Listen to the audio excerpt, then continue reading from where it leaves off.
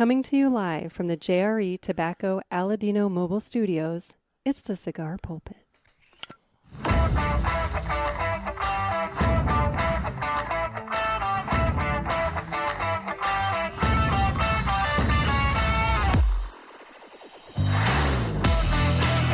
Hello, everybody, and welcome to another sermon from the Cigar Pulpit. I'm the Bishop of the Burn, Nick, and we're flying by the seat of our pants here today. So, the best laid plans of mice and men, and the rest of the way that goes. The bottom line is my plans for this week have kind of gone awry, but that's okay. Shit happens, you know. Flights from Nicaragua are delayed, and dentist appointments happen and go long and things of that nature. So, some guests that I had scheduled out for this episode and the next episode, this one definitely didn't happen. And then the next one, well, we will see. But that's okay, because you guys came through, you called the hotline, you left me some calls, and so now I can do an Ask the Pulpit episode. So we're going to respond to some listener calls today. And then from there, well, we will see. We will see where things go for the next. I have something to talk about with the next episode. But I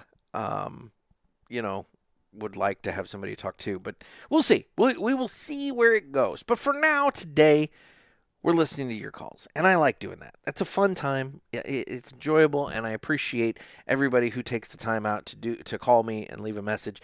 And quite frankly, you guys help me out. Hey, this is the whole point. You guys come in clutch, Just when I think like, oh fuck, what am I gonna do with this episode? Bam! I've got calls. I've got calls from all of you talking about Lord knows what. So I'm looking forward to this. But first, let's fire up a cigar. So today, I went to the store the other day, and I picked up a few cigars. And one of the ones that I picked up is one that I don't smoke on the regular, mostly because I don't really have a good reason for why I don't. It's just one of those things that it just kind of gets overlooked, and I tend to enjoy them. They're not bad. Especially for the price point. But I picked up a Padron 4000. It's a 6.5 by 54. And according to Padron, it's a Nicaraguan Puro, wrapper binder filler. I've heard from many other places that this wrapper is Mexican San Andreas. But yeah, I picked up the Padron 4000 Maduro. And so we're going to smoke that today. And the thing about Padron, especially with the 1000 series, you know what you're going to get. You're going to get a lot of earthiness. You might maybe get a little bit of like cocoa, chocolatey flavor to it.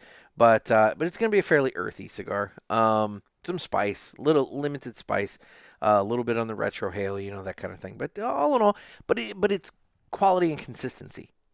When you pick up a Padron, you know what you're getting. And so I'm gonna smoke a Padron today. So, anyway, it's time to cut the cigar, and the official cutting is brought to you by 2guyscigars.com. That's the number 2guyscigars.com. Two Guys have been around for 40 years, and they are the trusted name in the cigar industry. Everybody knows Two Guys, but if you don't, give them a try. You won't be sorry. Family-owned and operated, 2guyscigars.com does the very best to provide a great selection, fair prices, excellent customer service. There is nothing else you could possibly want than what 2guyscigars.com offers. So please go to 2guyscigars.com for your next cigar purchase. Tell them that the Cigar Pulpit sent you. There's a little comment box on there. Tell them, hey, the Cigar Pulpit sent me. And just remember, that's the number 2guyscigars.com. And with that, it's time to go ahead and cut the cigar. So yeah, like I said, things went awry.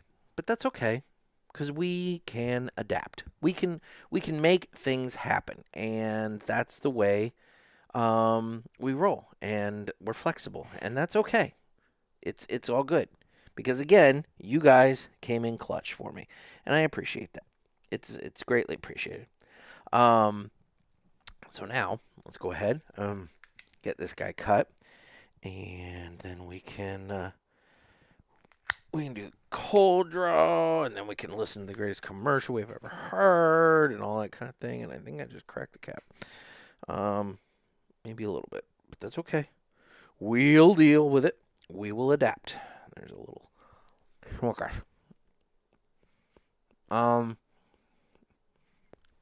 Yeah, definitely kind of a earthy ground component to the cold draw. I got a little bit of tobacco. See that? You see that on the YouTube? You see, or the Rumble and whatever. You see that? I got a little bit of tobacco there.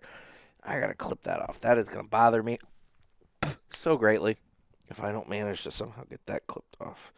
So let's just give that a real quick. There we go. A little snippety snip snip. Yep. Gotta make sure you got it taken care of. Anyway, let's not do that with the cigar in the mouth. While I do this, let's listen to the greatest commercial we've ever heard.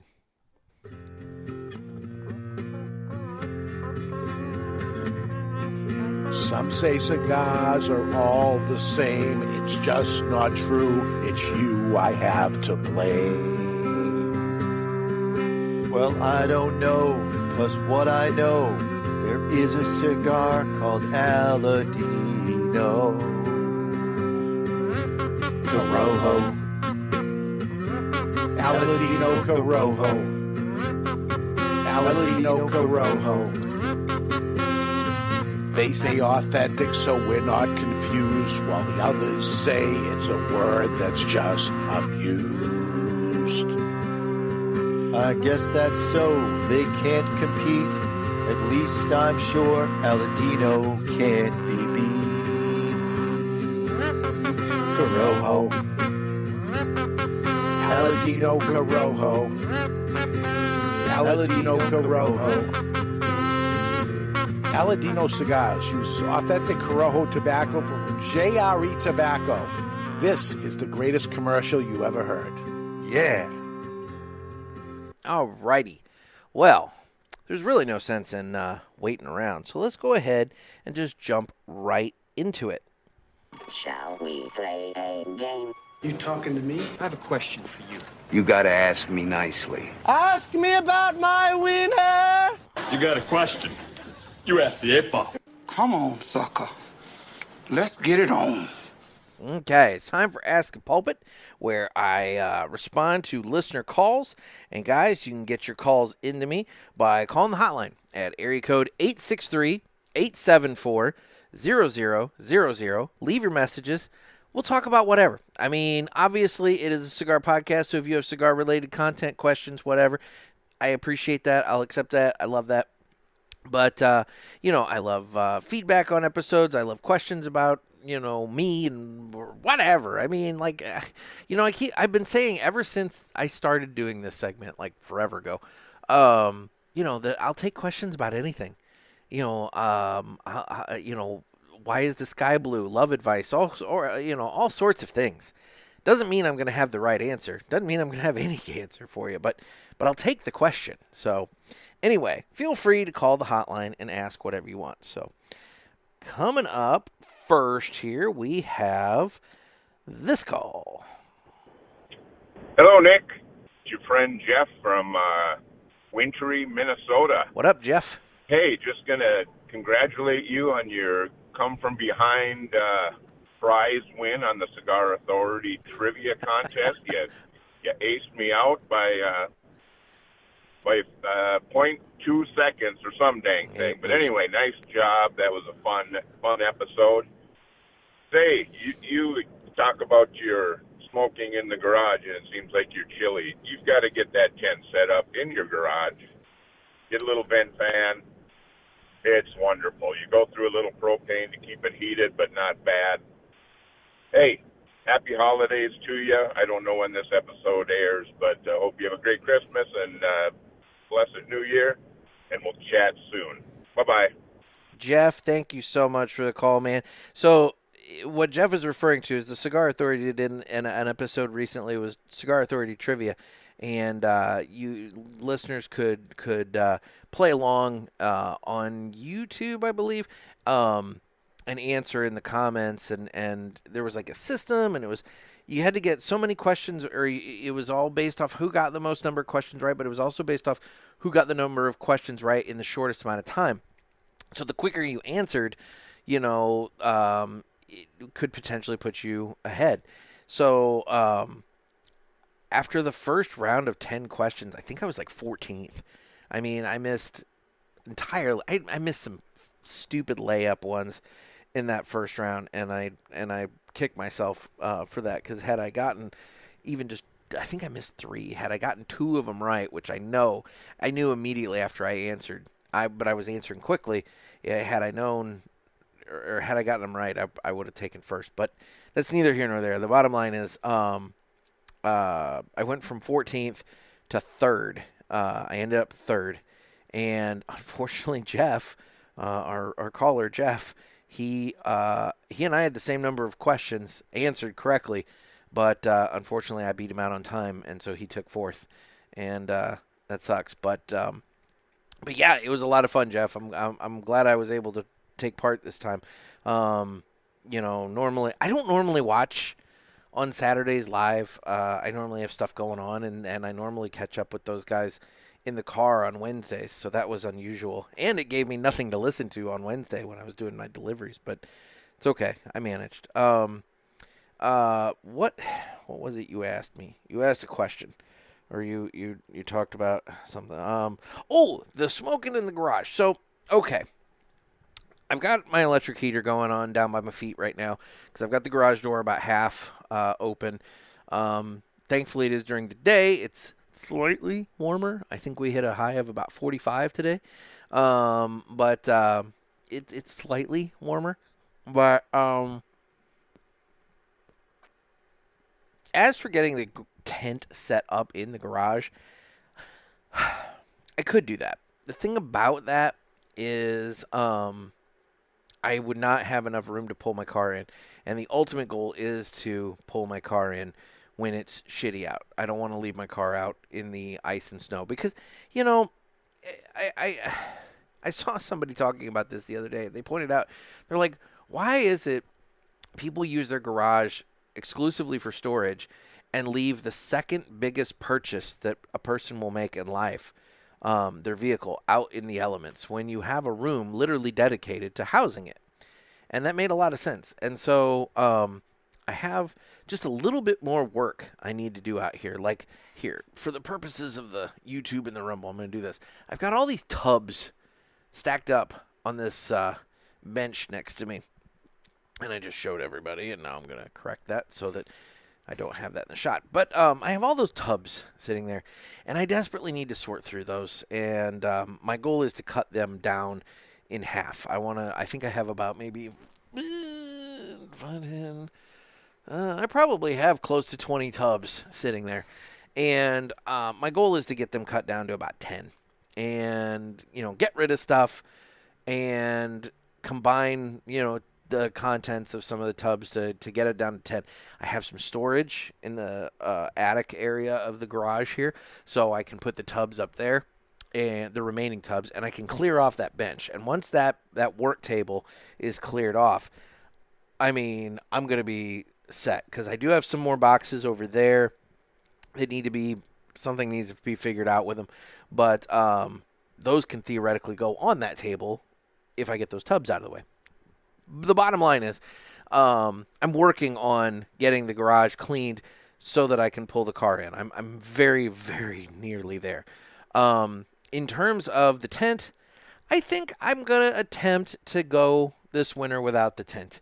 The tent, it served me well for a number of years. Don't get me wrong. I have a place literally right outside the window. If you're looking on the YouTube or the Rumble, you can see the window behind me. There's a nice little area that the tent could go right outside that window, so where I could run the electric cord through the window and into one of the plugs in here. But if I can avoid that, I'd like to avoid that. It's just one more thing that I'd have to worry about. And I like the idea of just being able to just cut into the house, cut out of the house, that sort of thing. Now, to your point about a little propane heater, that's the thing I'm looking at. So my electric heater, it cannot stand up to the garage cold. It can stand up to a tent. It can be fine in the tent.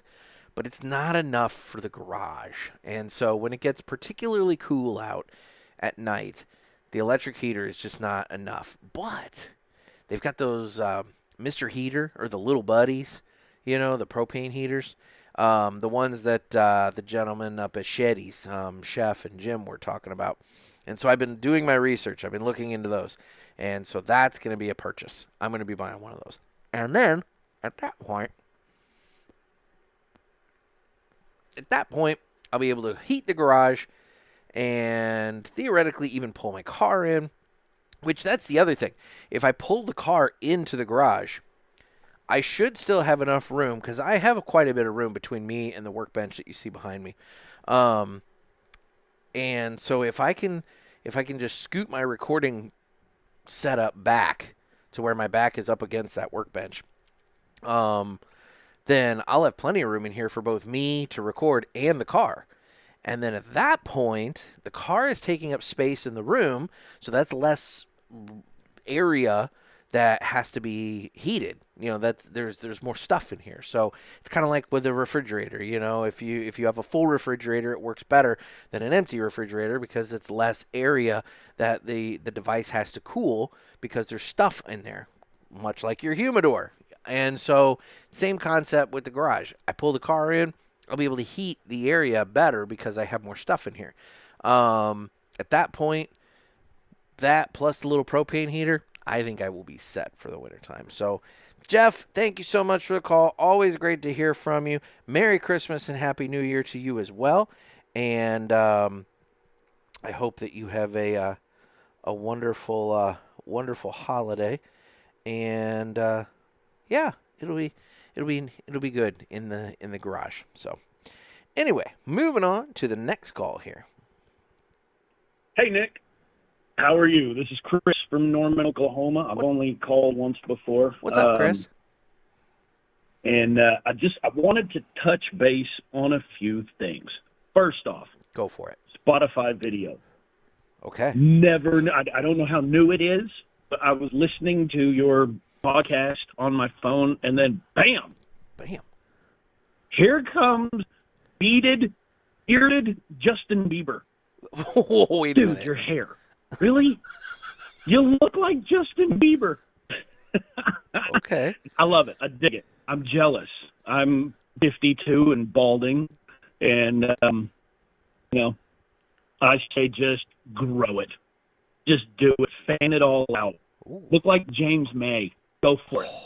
The other thing I want to touch on is you had an episode a while back where you were talking about garage clutter, and it's something that I don't know why. I have no idea why, but it actually is kind of like an irk thing for me. I don't understand why people will clutter their garage with shit and leave their second most expensive personally owned item, their vehicle, out in the open. Yes. My garage will always have my car in it. Always.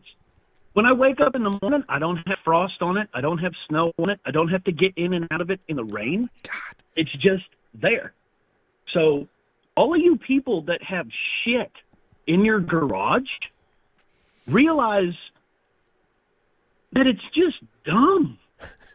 I mean, if you're using your garage as a workspace or as a studio or as an extra room in your house, I get that. That's something. But the dude that lives across the street from me has boxes from when he moved into his house 4 years ago. I moved in his garage. That's the thing. Clean it out. Get your car in there. You'll be much, much happier. The next thing. Okay. I thought you were bullshitting when you talked about a video on YouTube of a woman doing, well, let's just say she's shaving her silken purse. Because you're not kidding. Nope. This woman's absolute bare hatchet mark is just all up in the video, and she's demonstrating how she shaves it. Yep. Meat curtains just flopping everywhere, right there for all the world to see, and yet we can't talk about a naturally aged leaf that's perfectly legal. I don't get it. I just don't get it. Anyways, have a good one. Stay safe and stay spooky. Good to hear from you, Chris. And I believe that woman's video might be sponsored by Arby's because they have the meats. Anyway, I always think that sounds like an STD, where it's like, did you ever hear? Oh my God, Becky, she's got the meats. She's got the meats. Ooh, they have a shot for that. They can take care of that. She's got the meats. Anyway, as for the garage thing, dude, I swear, hand to God, I do not screen these calls. I listen to them as they come in. This is why sometimes I have been caught off guard, and that's why there is the need for the Adam protocol, which thankfully I haven't needed to use that in a long time. But I do not screen these calls. And, dude, I don't know if you and I are just on some sort of universal wavelength right at this exact moment, but, amen, you just said exactly what I just said about the garage and the largest purchase and everything else. I mean, yeah, my goal, look, I understand that your neighbor has boxes in his garage because he moved in, but he moved in 4 years ago. I moved in 5 months ago. And so I feel like I have a little bit more slack on that account. But I'm working on it, and it's very, very close. Theoretically, if I took all the boxes that I can see this way, and I stacked them up behind me, I could easily pull my car in right now. It would just make a giant mess behind me and over here. So all I'd be doing is transferring the mess. So right now the mess is a little bit more spread out throughout the room, but right now I can manage it. I can look over there and I could say, hey, that's the box that has all the Christmas ornament boxes in it. Let's leave that down because then when the Christmas tree comes down, I'll pack up the ornaments and then I'll put them back upstairs. Those are empty boxes but they're large, and I need to take them to a dumpster and recycle them. And actually, I think there's a cardboard recycling dumpster at the high school, so I might do that literally after I finish recording this. Those are just some boxes of stuff that I need to go through, and then I've got the tubs. That's it. I mean, so the car will be in the garage for the nasty part of the winter, because we don't get nasty in the winter in St. Louis until January-ish. That's when snow and ice storms become an issue. Right now, we just are in kind of that, it's cold, but eventually it gets to, it's really fucking cold. Like I'm not joking. People don't understand. St. Louis really does have all of the extremes of all of the seasons. When we get cold here, I'm talking single-digit temperatures. I'm talking zero. I'm talking below zero temperatures. And I honestly thought that it would get colder in New Hampshire than it does here. But after talking with Chef Charlie and Jim, evidently I have it worse than they do, which shocks me. It just unbelievably shocks me, but it's true. And then in terms of the summer, we get just as much hot and humidity as Florida does. It's insane at times. But anyway, that's neither here nor there. The bottom line is, dude, I agree with you. I'm trying desperately to get my garage cleaned out. As for my hair, I am blessed with good hair. I'll say that. I say that with all humility. I have decent hair for a 43-year-old guy. However, growing it out, I don't know what episode you saw the video to on Spotify video, which admittedly, I've only gone up on Spotify video since YouTube took down the one episode a little while back. So I'm relatively new to Spotify video, but I as to how long it's been out, I don't know. But regarding my hair, growing it out, so I have very thick hair, and so when I grow it out, it doesn't grow long and like whatever, like you mentioned James May, which good reference. I love those guys. So I know immediately what hairstyle you were talking about. It doesn't kind of grow like that. It tends to just grow big. So I look like one of the stormtroopers off of Spaceballs that have the giant helmets, and everything. My hair just becomes a giant helmet. And it's thick and it's hot and it's heavy, and I'm not into that. So I do try to keep my hair trimmed accordingly. However, I'm really bad about getting to a haircut in an appropriate amount of time. What ends up happening is I get to a point where I'm like, oh yeah, hair's in the sweet spot. Like I'm in the sweet spot now. Like I'm in good hair time frame right now. You give me about 2 weeks, and suddenly it's going to start getting to the point that I'm brushing hair over my ears and this and that and whatever. And suddenly that's when I should be thinking about going to get a haircut. But then what's going to happen is I'm going to add on probably another week to week and a half or so to that. And it's going to get really annoying, and it's going to get really big and thick. And then I'm going to have to go and get a haircut. And suddenly at that point, it's been 5-6 weeks since I've gotten a haircut. And I really need to be getting a haircut every 3 to 4. I really need to be getting a haircut every 3 to 4 weeks, but I tend to stretch it out to every 5 to 6 weeks. And that's on me. That's on me, but whatever. That is way more information about my hair than you probably wanted to know, Chris. But anyway, thank you so much for taking time out to call. I really do appreciate it. Let's go now. We have another call here, and we'll listen to this one. Hey, Nick. My name's Jacob in Wichita, Kansas. What's up, Jacob? I was just wondering, how did you initially get into cigars, and was there a cigar that made you want to keep smoking and do it for the long haul? Appreciate your show and everything you do. Have a good day. Jacob, thank you so much for taking time out to call with that question. So how did I get into cigars? There are some longtime listeners of this show that are sitting back wondering how in the hell I'm going to talk about this. And I'm just going to be upfront and direct with it. So, for those of you who don't know, maybe you've come into the show in the last year and a half, maybe slightly over a year and a half. Probably, a little over a year and a half. I used to have a co-host, and, his name was Jeff, and Jeff and I, we were friends, and we were out in Vegas in, this would have been July of 2018, and we stumbled our way into the Monte Cristo Lounge at Caesar's Palace, and Jeff smoked cigars. He would smoke cigars. Now, he would smoke good premium cigars, but he also had a habit of smoking just any old wretched backwoods, black and mild, whatever kind of thing too. But we stumbled into the Caesar's Palace, Monte Cristo Lounge there, and we went in the humidor.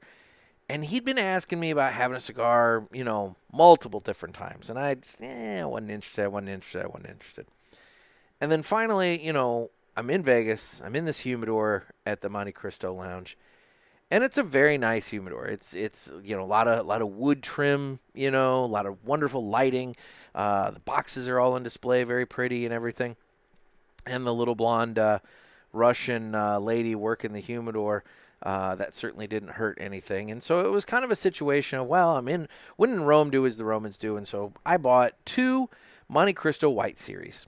And that was me buying a couple cigars, thinking, fine, I'll go ahead and I'll have a cigar with him. And we ended up not even smoking them in Vegas. We brought him back, and, he kept them. He had them with him. And one night, he calls, and he's like, hey, let's get together. Let's smoke a cigar. And I'm like, fuck, all right, fine. So we get together, and we sat outside on the patio at Hooters, of all places. And we fired up these cigars. And at the time, this would have been August of 2018 at this point. And for those of you, who don't know, my day job, I own a weekly community newspaper. I put together a newspaper every week. And 2018, I was, in my 4th year of publishing. The business was growing. It was busy. I had employees. I had, this and that and whatever. And it was a very busy time. And so he hands me this cigar, and I fire it up. And, having never really smoked, I'd had, I think, maybe 2 cigars in my life prior to that. But it wasn't like a habit thing, Like the first one I had was, I think, maybe in like 2004 So, I mean, we're talking a lot of time in between cigars here at this point. But I'm sitting there and I realized that this little rolled up tube of dried leaves forces me to relax. It forces me to sit here and chill out and let the world go by and relax. And I needed that. At that point in my life, I needed that. I was busy with the newspaper. I had a lot going on. There was a lot of personal stuff going on that I'm not going to get into now. And, it's just one of those things where at that point, I desperately needed that relaxation, that forced relaxation. And so I liked it. I liked it for that. It's not that I was like, oh my God, this cigar is the fucking greatest thing ever. I taste all these flavor notes and blah, blah. None of that. It was just, it forced me to chill. But then from there, because I have this personality where when I get into something, I have to know everything I can know about it. Like when I fixate on a thing, like I want to become a fucking expert. I want to know what there is to know about that thing. And so, I started looking into cigars. I started, and where as a new smoker, where do you start, Admittedly, I started looking at articles online. I bought the current copy of Cigar Aficionado at the time because that was what you do. It's what you think of. Now, I didn't get a whole lot out of that. Some reviews, and that sort of thing. But, I kind of quickly realized that was GQ with cigars. But that's neither here nor there. And boy, let me tell you, next episode, we're going to have a discussion about Cigar Aficionado. But that's neither here nor there. I'm going to leave that alone for now because the full list hasn't been revealed yet. But, I started getting into cigars more and more. And at the same time, Jeff and I, we're hanging out, we're smoking. I'm smoking around the humidor a little bit more.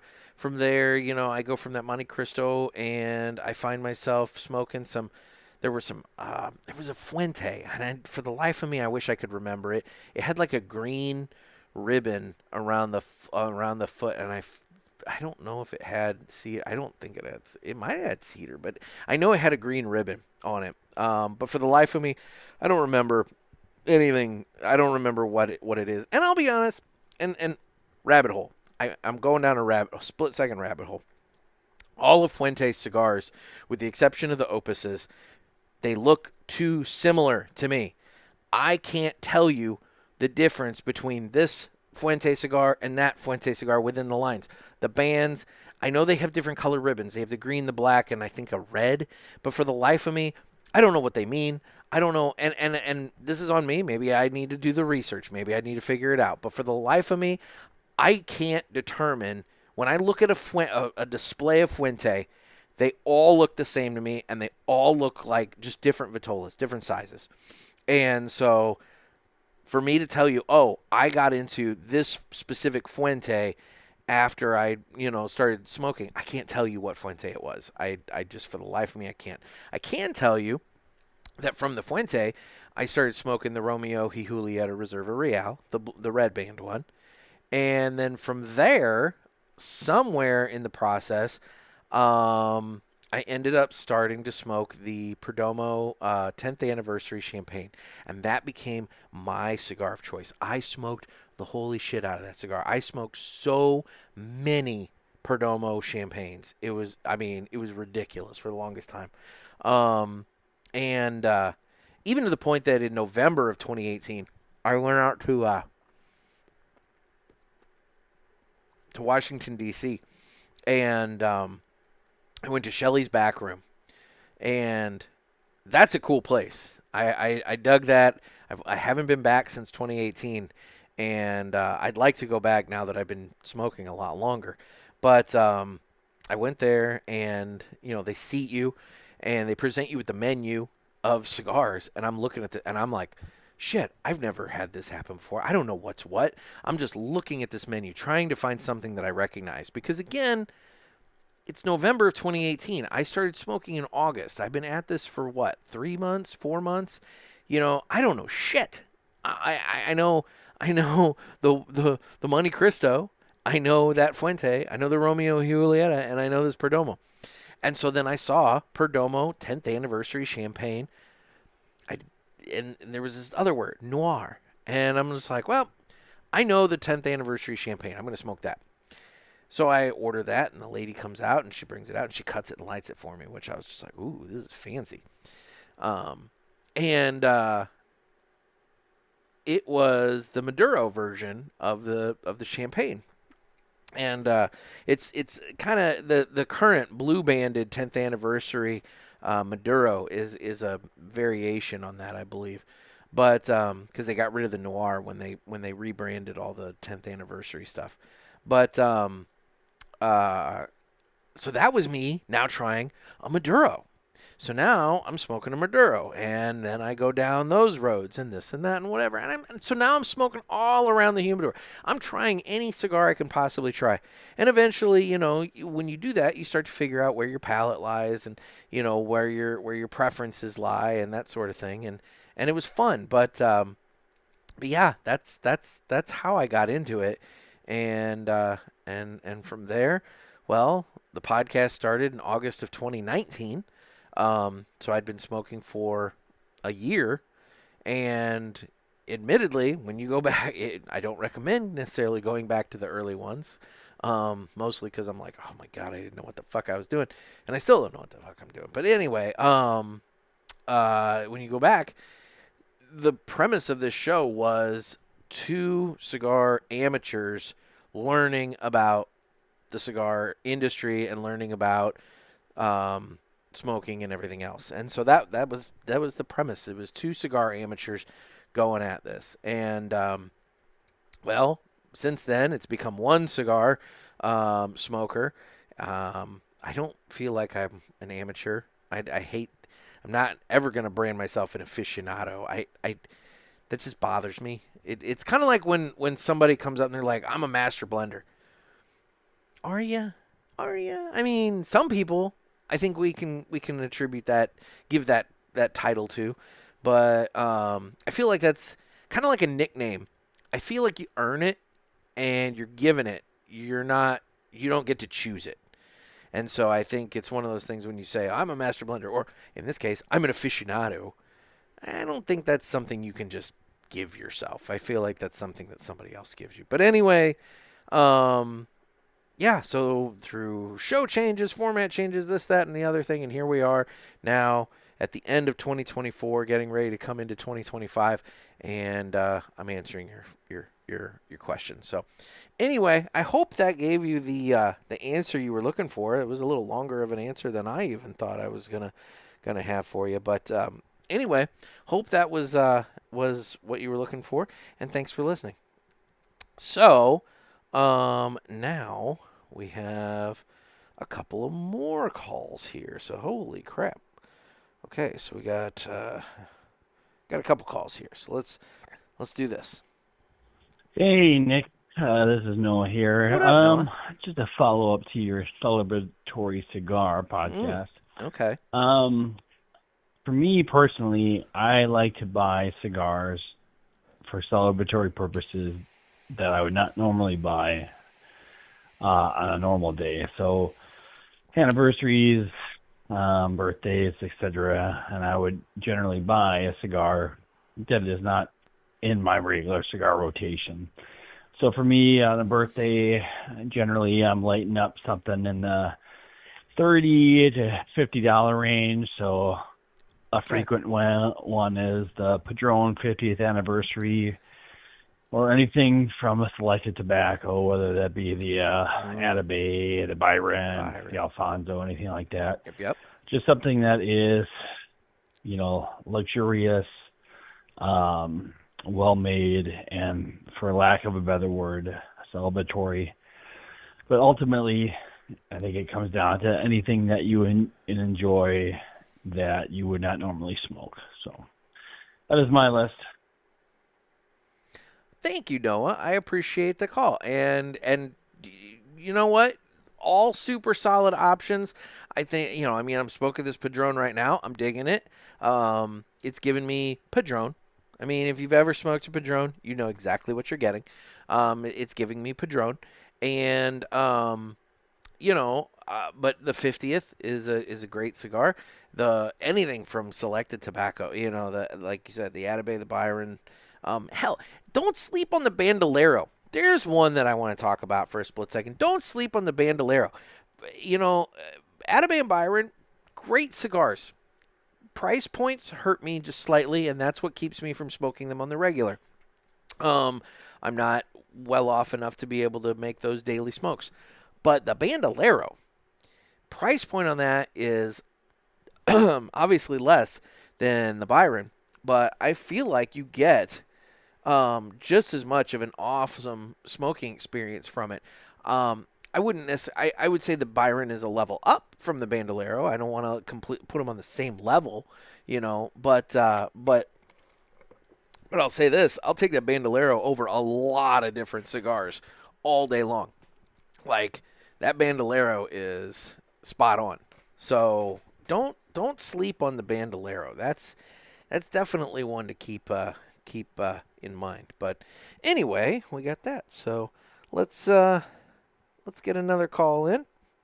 Hey, Jerry Pulaski here. I am calling in regards to your Thanksgiving podcast, as it turns out, and I would like to list some of the things that I am thankful for. Oh, boy. I am thankful for blackberry brandy, as it turns out. I can see that. I am also thankful for the statute of limitations, for amateur police sketch artists on their first year, the unreliability, as it turns out, of eyewitnesses, and most importantly, the cigar pulpit. Aww. As it turns out.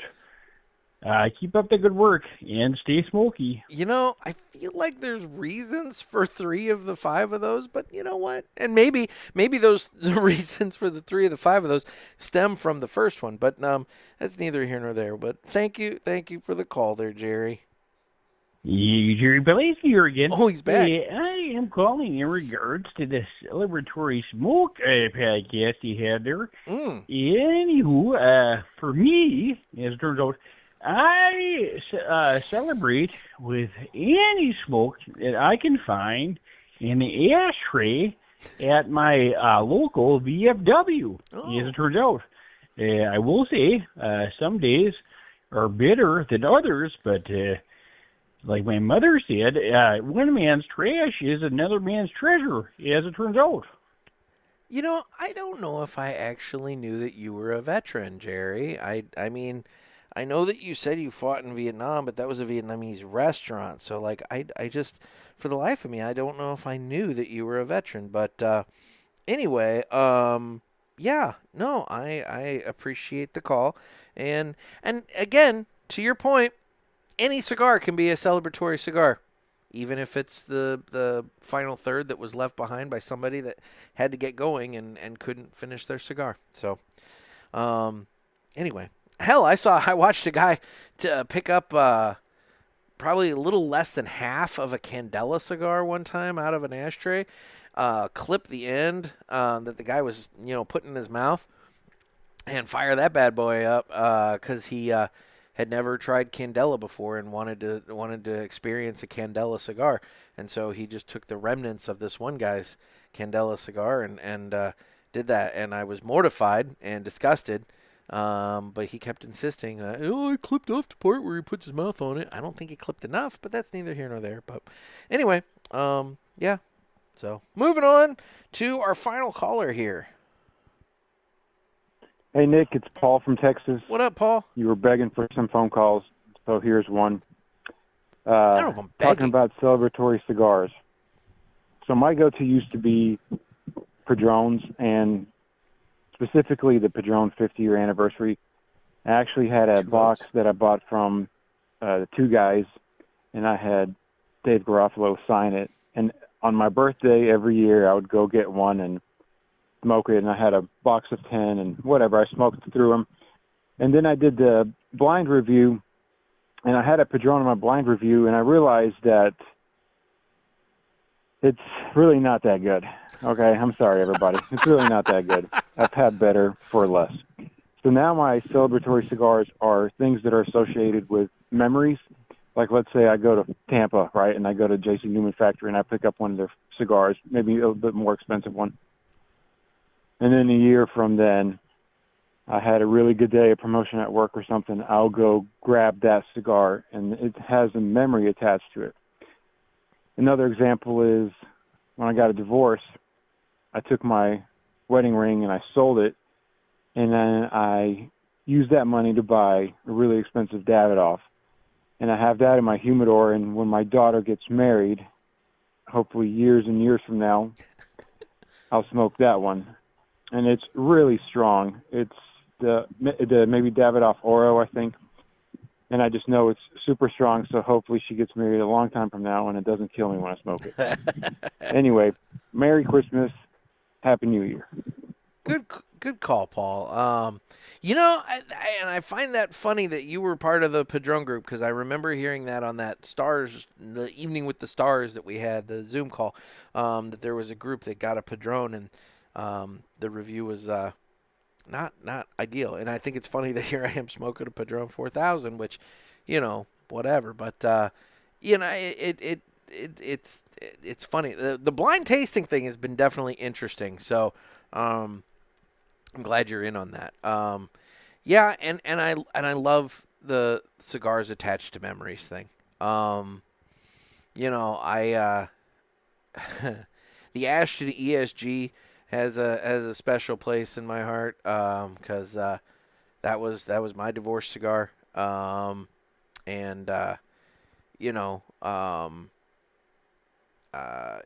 I get it, man. I get it. I haven't sold my wedding ring yet. I've got it, and I probably should, because the price of gold is obviously decent. I don't know how much. I don't know how heavy it is, but I do have really fat fingers, so it is probably bigger than what your ring was. Yeah, so I probably ought to. I just don't know where to go for that. I probably just a jeweler, I would imagine. I don't know. I don't want to take it to one of those pawn or those cash for gold places, because I feel like you're not going to get. I don't know. Maybe you will, but I don't feel like you do. I feel like that's sketchy.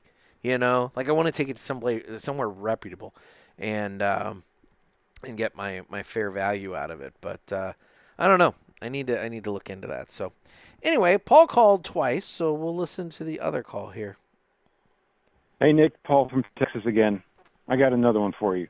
Let's do top 3 Christmas movies. And I don't know if we've done it before, and I don't even know if I've called it in before, but here we go. Number 3 for me is Santa Claus, and the one with Tim Allen. And I didn't realize until maybe a couple years ago that Claus in Santa Claus is spelled a different way, which just makes sense because what the movie was about. Yeah. Number 2, Home Alone 4. And I know there's going to be a lot of people upset. It's the new kid. It was the newer version. I don't know. That's my jam. I enjoyed that one. It was the best out of all of them. And my number 1 Christmas movie is Jingle All the Way with Arnold Schwarzenegger and Sinbad. He needs the toy. Now, maybe not a lot of people have seen Jingle All the Way, but you should try it. I think it's available for free now on some streaming platforms for sure. But I liked it. Sinbad always reminded me of my dad. Arnold Schwarzenegger's the man. I don't know if he smokes cigars in that one, but highly recommended. Great movie. Let me know what your top 3 are. Okay, now, I have to say, I did have a little bit of a heads up on this one. Only because after Paul left that message, he then sent me a text message and told me that I needed to clarify on the air after I play this that he accidentally said Home Alone 4. He really meant Home Alone 3. And he said that I could rip into him about that just as bad, but he wanted to make sure that I was ripping into him about the correct movie and not, the incorrect movie. Dude, I don't care. I haven't seen it. I don't think I've seen another. I think I know I've seen the first one a billion times. The second one, I know I've seen it nowhere near as many times as the first one, but I know I've seen it. After the second one, I don't think I saw another one. So I cannot speak to Home Alone 3 or 4 about the quality of that movie. So for what it's worth, I'm glad you dig it. I'm glad you like it. I haven't seen it. The Santa Claus quality movie. Yes, it is spelled like clause, as in clause in a contract, not Claus like Santa Claus. And then Jingle All the Way. Arnold had to get himself a Turbo Man action figure. Which, I mean, come on, dude. It's Arnold fighting mall crowds. It's fantastic. As for my top 3 Christmas movies, you know what? I feel like, Paul, you have instigated the segment within a segment clause here. So let's do this. It's time for the Villiger Cigars Entertainment Report. Brought to you by Villiger. Villiger Cigars, one of the leading cigar and cigarello manufacturers in the world, founded in 1888 and still family-owned and operated. Head over to VilligerCigars.com and check the store locator to find a shop near you that carries them. We guarantee that Villiger Cigars will be a wonderful addition to your humidor and cigar rotation. Okay, so it's funny you mentioned this because when I was planning ahead, writing down my notes for the show, because I do have show notes, I was thinking about what I've watched this week, and I've only actually sat to watch like one thing, and I only watched one episode of it, but I've had a number of Christmas movies on in the background while I've been doing other things. And they're ones I've seen before, but they're ones that I have to see, at the Christmas time in order to do it. So I'm gonna give you my top 3, but I'm probably gonna also mention a couple others.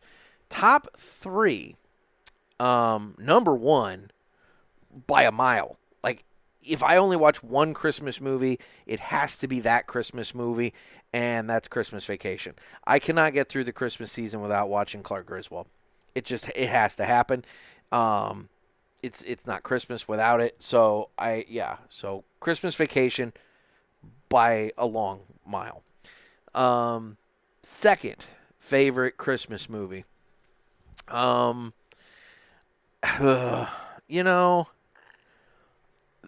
gotta give it to the animated How the Grinch Stole Christmas.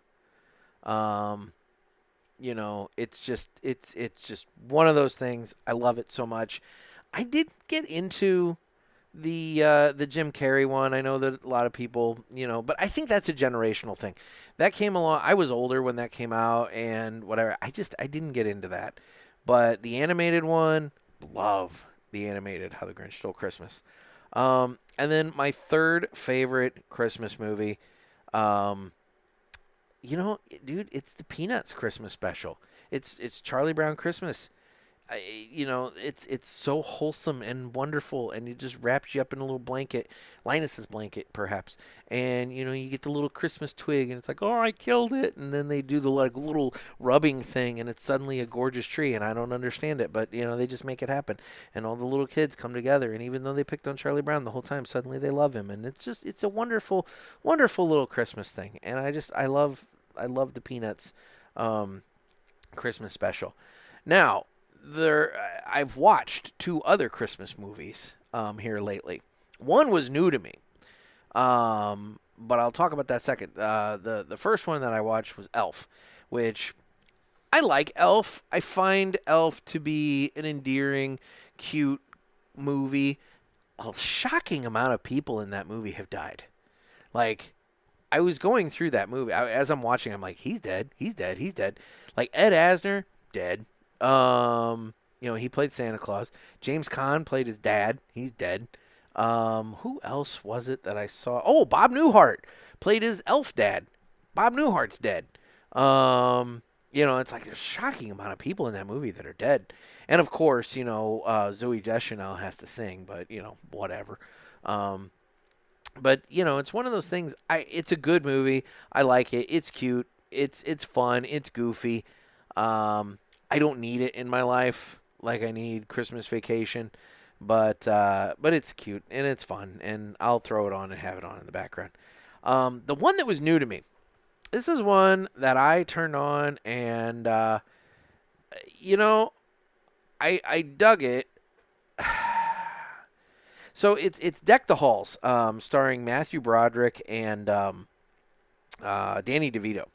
And the deal is Matthew Broderick is this, he's a doctor, maybe an eye doctor. I don't know. He's some sort of doctor in town, and he's got his little family, and, you know, they're living their best life, and they've got their Christmas tradition, which is the same every year. And Danny DeVito and his family move in across the street.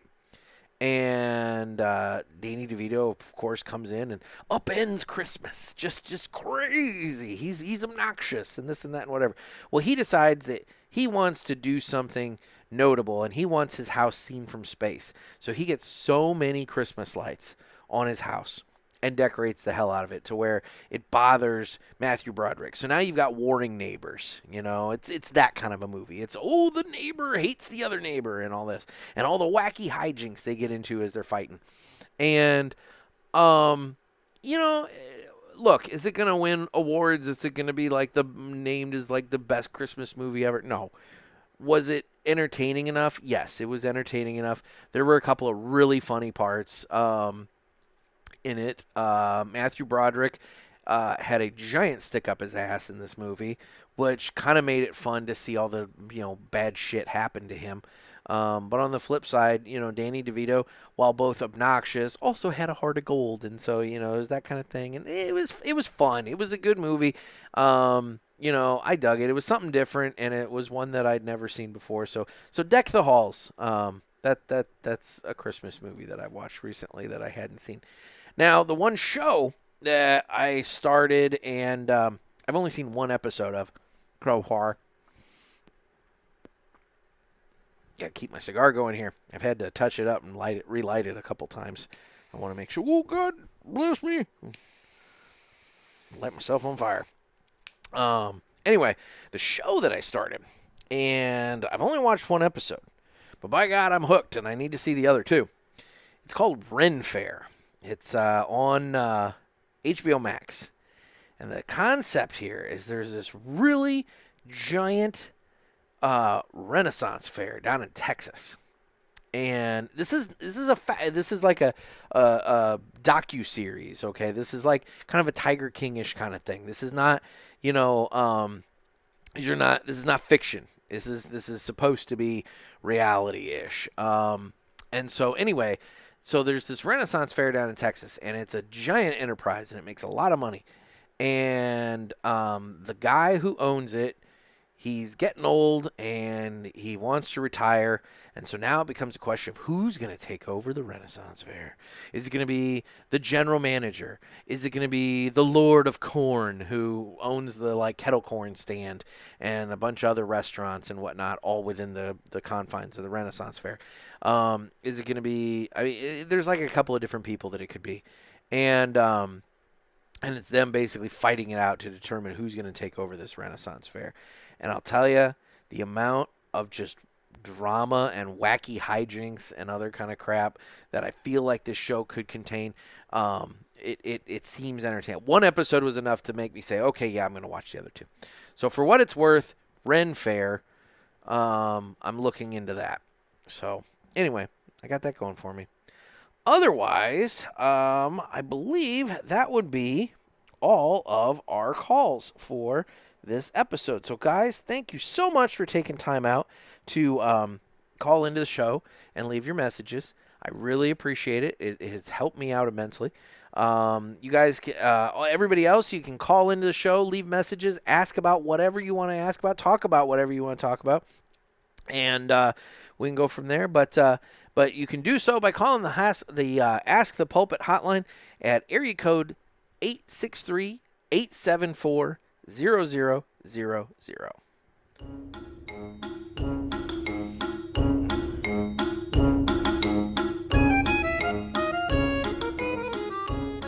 So, we've done the Villiger Entertainment Report, so let's do this now. It's time to fly high with Blackbird Cigars. Blackbird Cigars offers you remarkable quality using the most delicate and finest tobacco to always ensure that you're receiving unsurpassed cigars. Blackbird Cigars strives to give you undoubted repeating flavor for every cigar you smoke and impressive quality so that you can always expect greatness. Check out their website for a full list of stores carrying Blackbird Cigars and give them a test flight. Blackbird Cigars can't clip our wings. All right, so for this, we're going to talk about 6-year-old Landon Johnson. He went with his mom to the mall and he met Santa. But after telling Santa what he wanted for Christmas, the high-energy child came back and told Santa that he had autism, and he worried that his diagnosis would put him on Santa's naughty list because he sometimes gets in trouble at school for acting out. His autism causes the acting out. And this began a 5-minute conversation where Santa told Landon that it's okay to be yourself.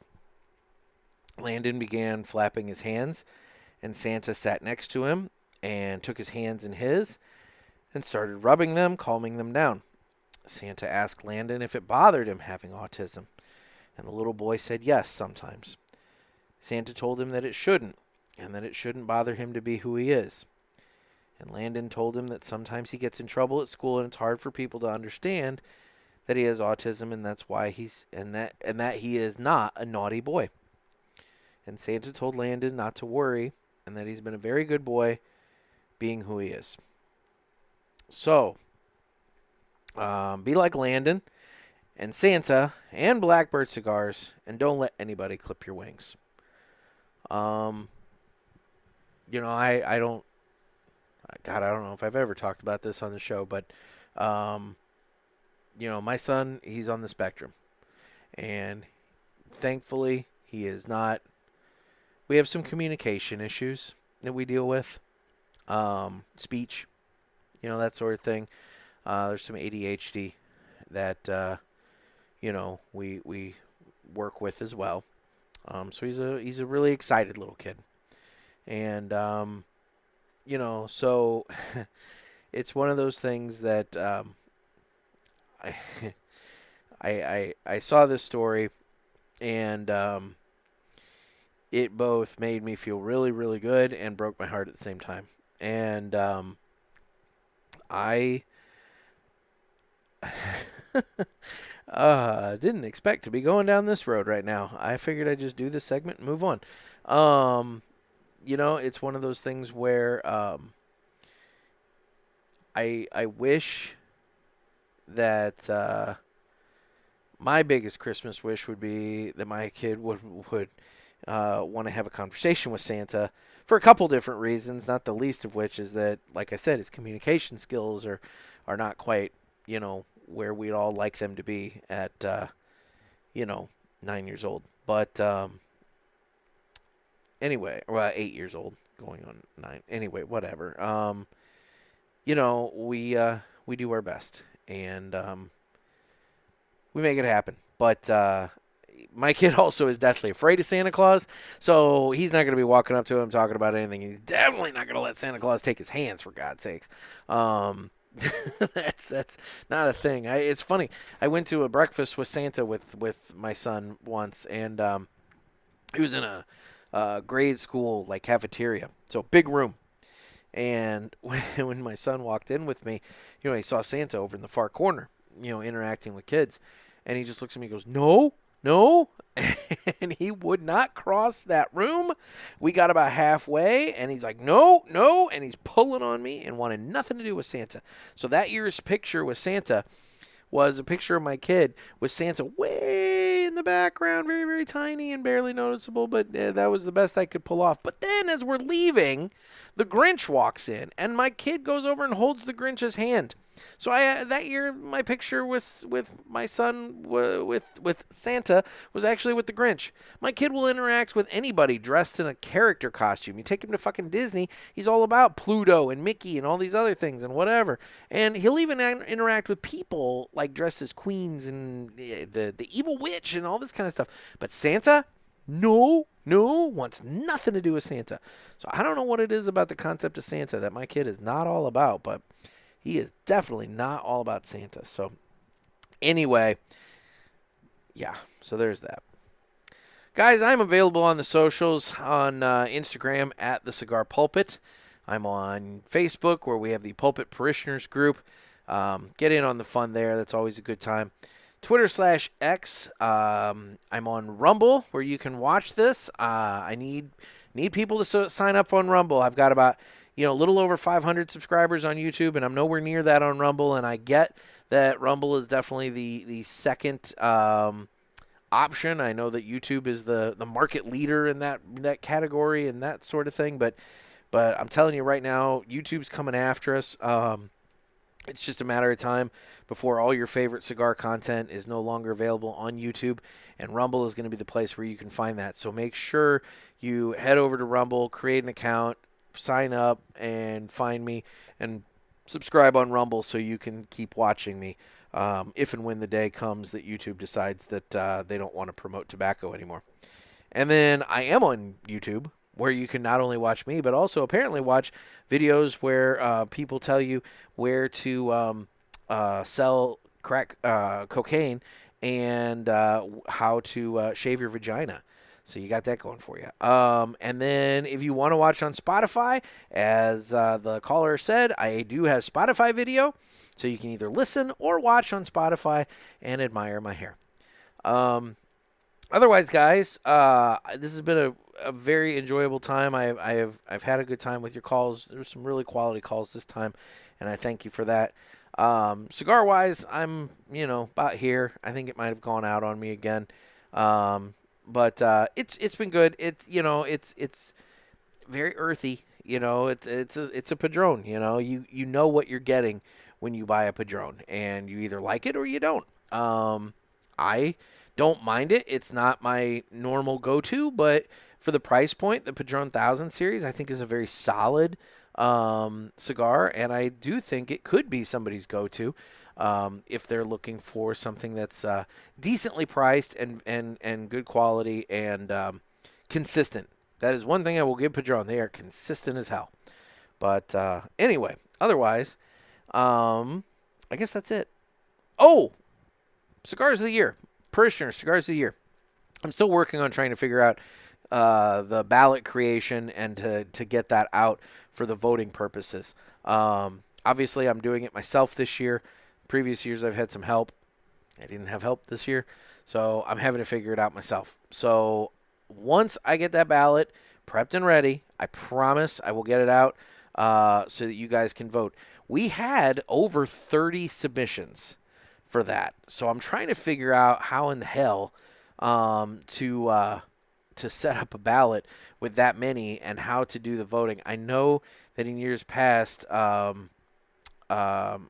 Nick, he helped out, and he had a weighted voting system that allowed us to do that. And I need to go back and listen to the episodes where we talk about that so that I can figure out I try and remind myself what that weighted voting system is.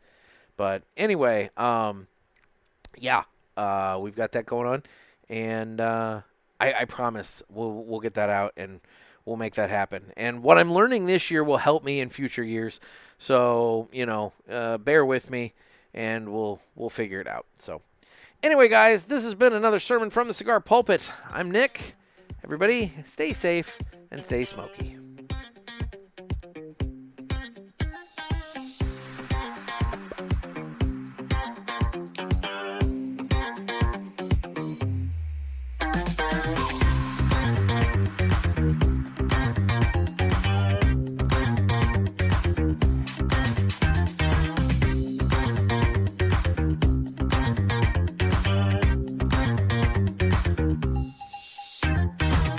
Later, guys.